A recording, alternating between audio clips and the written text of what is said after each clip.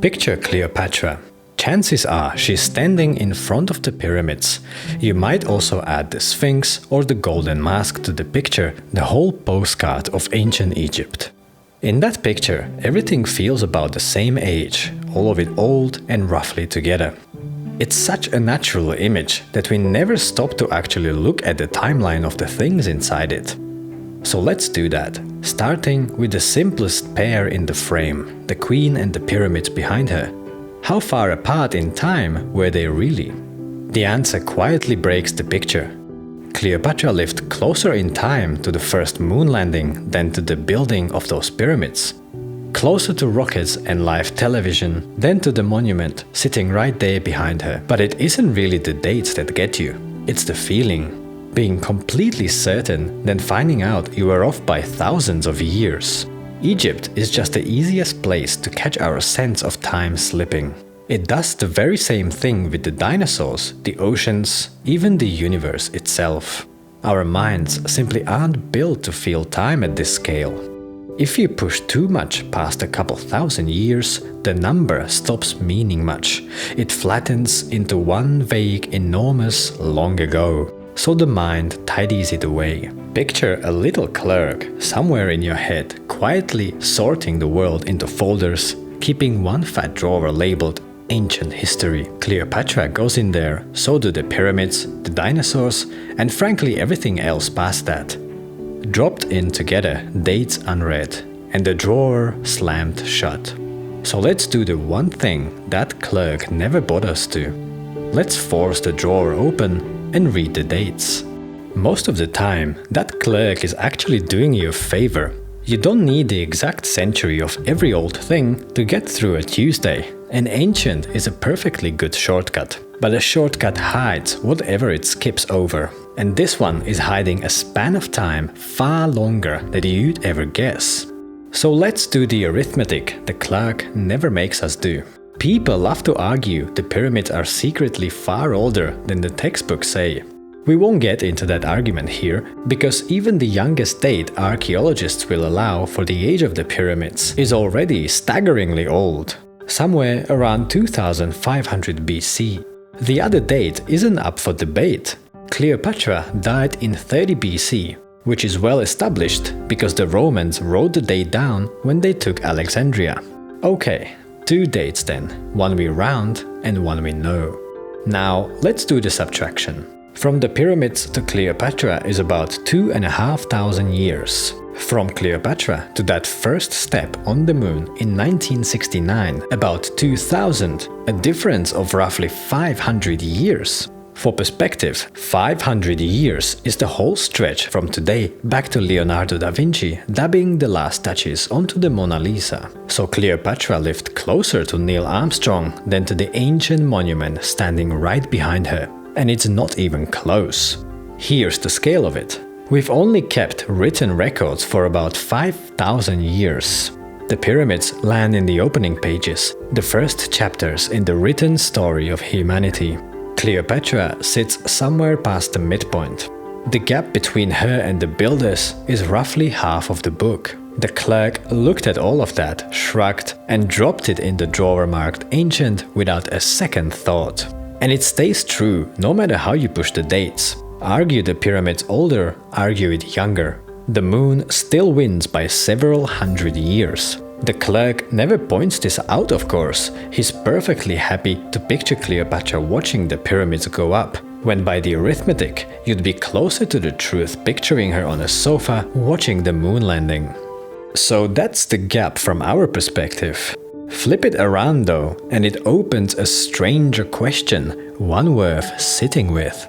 If the pyramids were already that old when Cleopatra was born, what were they to her? Did she even know what she was looking at? Or was she doing the exact same thing we are? When Cleopatra looked up at the pyramids, she wasn't looking at a fresh building site. She was looking at something already ancient, something that had already stood for more than 2000 years before she was born. And we don't have to guess that she saw it that way. A Greek visitor named Diodorus toured Egypt in her lifetime and described the pyramids exactly like a tourist would. A marvel, one of the 7 wonders, already ancient.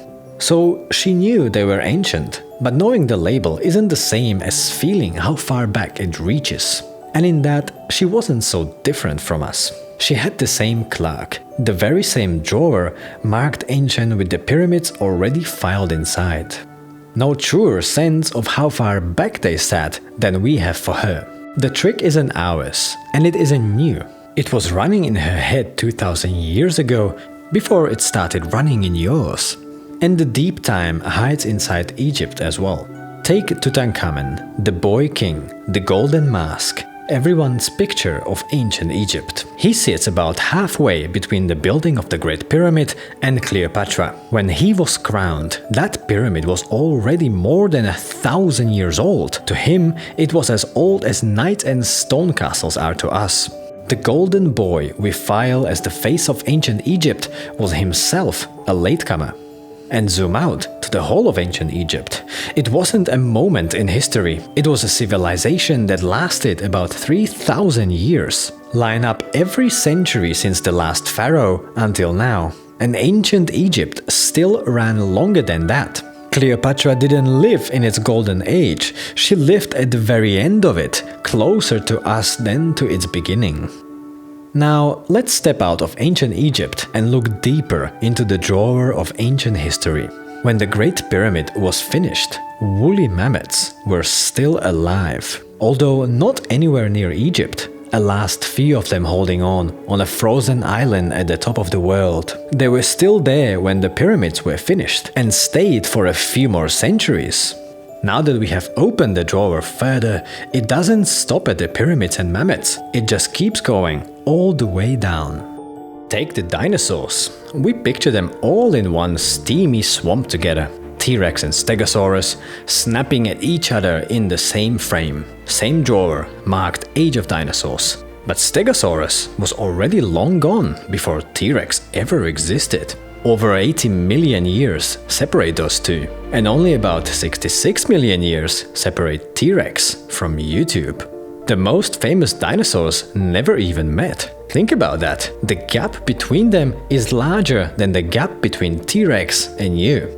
Older still, long before any of that, before the dinosaurs, before the first forests ever existed. There were sharks. Shark ancestors were hunting the oceans something like 450 million years ago, tens of millions of years before a single tree grew on land. The sea had its sharks before the land had its trees. And keep going back. For most of Earth's history, there were no animals at all. For something like 3 billion years, the planet belonged to microbes, single cells, alone in the oceans. Everything we'd call a creature, every shark, every dinosaur, every one of us, is crammed into the last sliver of time. Picture the whole history of Earth as a pita, cut into 8 slices. Every animal that ever lived fits in one slice. And the sky keeps the same secret. On a dark night, you can pick out the Andromeda Galaxy, a faint smudge of light that set out so long ago it left before our species existed. Someone looking at our planet from over there is still seeing the Earth before we were part of it. Here's a way to make the vastness of time feel real. Carl Sagan, a famous astronomer, took everything we've just walked through, the first stars and planets, the dinosaurs, Cleopatra, and you, and shrank it into a single year. He called it the cosmic calendar. The entire written history of humanity fits into the very last few seconds before midnight on December 31st. Now zoom all the way back in, past the stars, past the dinosaurs, past the pyramids, back down to you. A single person standing at the last instant before midnight, feeling that quiet vertigo. That's all any of us ever are. A few seconds at the end of the year, each of us certain we're the ones at the very center of the universe. So this was never really about Cleopatra or even ancient Egypt. All we did was read one date the clerk had filed away unread, and the whole drawer fell open behind it. And when you think about it, nothing stays new for long. Every now will one day become long ago. A hand we'll never see We'll open that same drawer, find our whole noisy century inside, mark it ancient, and file it away without a second look, right next to Cleopatra.